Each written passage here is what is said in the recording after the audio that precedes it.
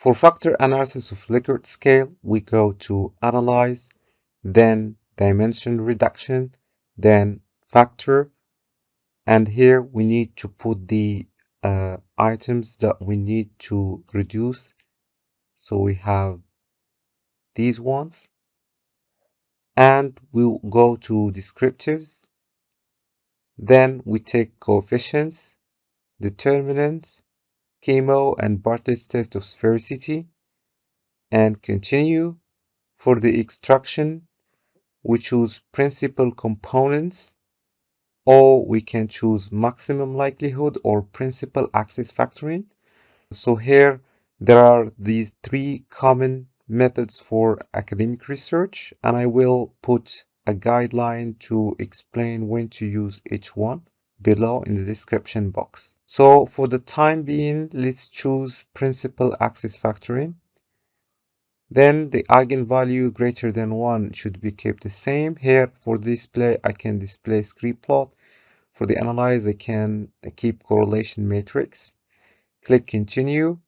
Then for the rotation, since I choose the extraction method that is called principal axis factoring, we have different rotation techniques that are orthogonal or uncorrelated, meaning that those items or those factors cannot be correlated with each other. This is what we call orthogonal, like Varimax.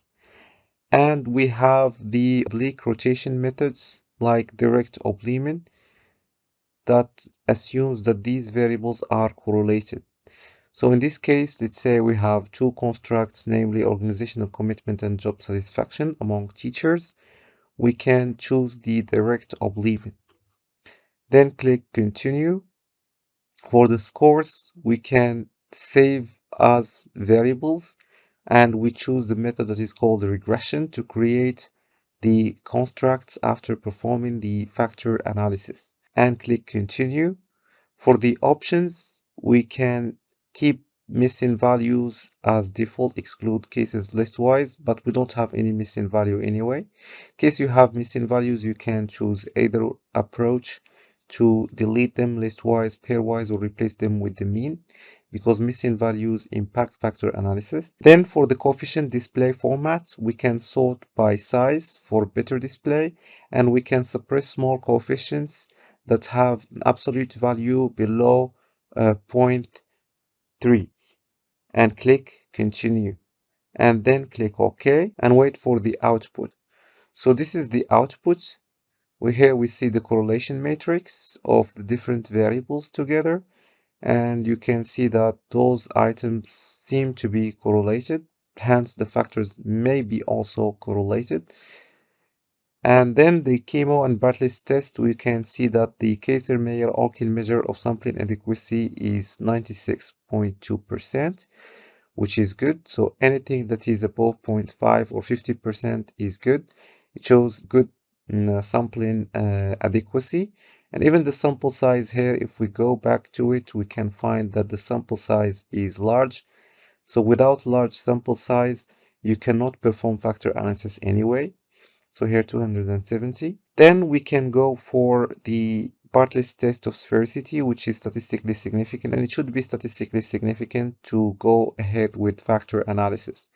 For the communalities, you can see that the initial communalities are usually greater than the extracted communalities, and we look for communalities below 0.3.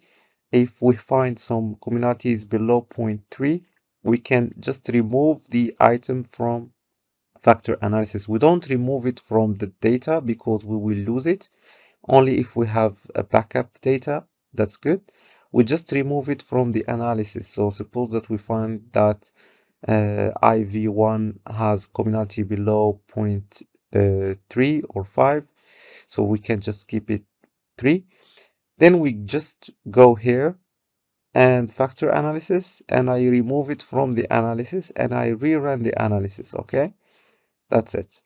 Then we move to the total variance explained. Here we have just one variable that explains 74% of the total variance.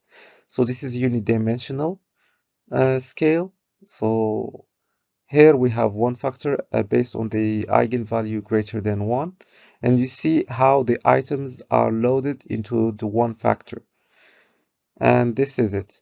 So you see, this is how we can go about running exploratory factor analysis using principal axis factoring with oblique or oblique rotation technique. So if you have questions or remarks, do not hesitate to post them below, and see you soon. Bye for now.